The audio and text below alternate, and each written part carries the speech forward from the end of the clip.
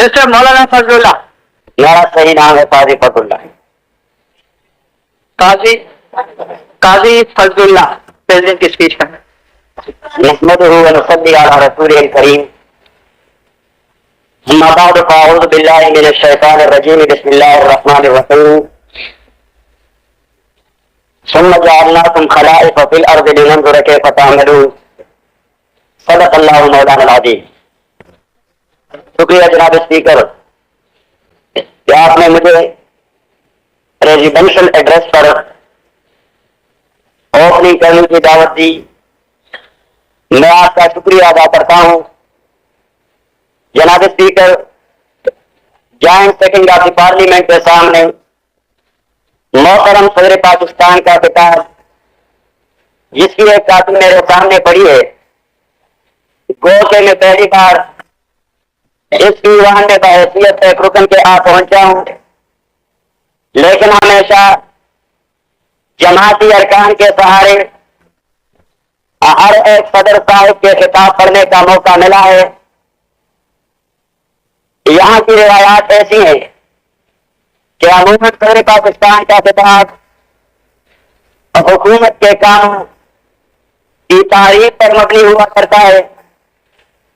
मैं ये समझता हूं कि सदर पाकिस्तान एक निहायत ही मुअज़्ज़ज़ शख्सियत हुआ करती है।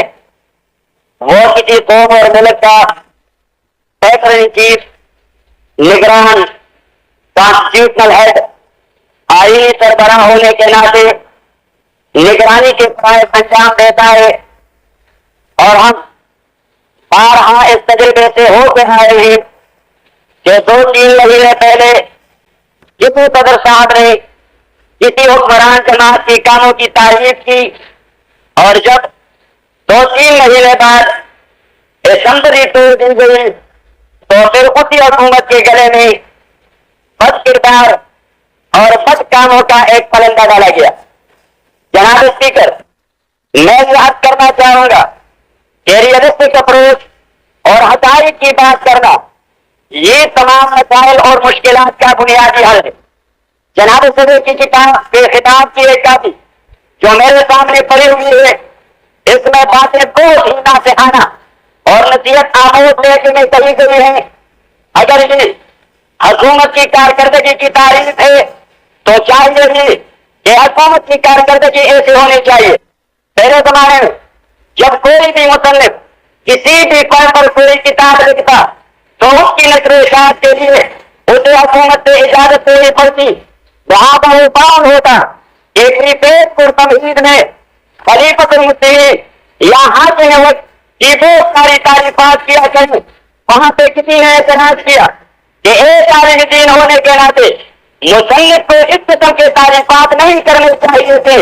तो किसी दूसरे ने जवाब दिया कि बग़ैर तो ये है तारीफ, लेकिन हकीकतन खलीफतुल मुस्लिमीन और हाकिम वक्त को उसकी जिम्मेदारी का एहसास दिलाया जा रहा है। जनाब स्पीकर, जनाब सदर साहब की खिताब में सबसे पहली बात जिस पर मेरी नजर पड़ी वो है आईन की बालादस्ती और कानून की हुक्मरानी को यकीनी बनाना। क्योंकि जिस भी मुल्क में कानून की हुक्मरानी वो कालातर और यकीनी न हो, वहां पे ना तो हालात सुधर सकते हैं, न मुश्किलात का इजाफा हो सकता है। जहां पर कानून की इम्प्लीमेंटेशन में टूरिज्म और चोरी का अवसर हो तो वहां पे मुआशरा में बदमस्ती और फसादात पैदा होती जाएंगी। जनाब स्पीकर, जनाब रसूलुल्लाह सल्लल्लाहु अलैहि वसल्लम के पास चोरी का एक नहायत अहम मुकदमा इन्होंने किया।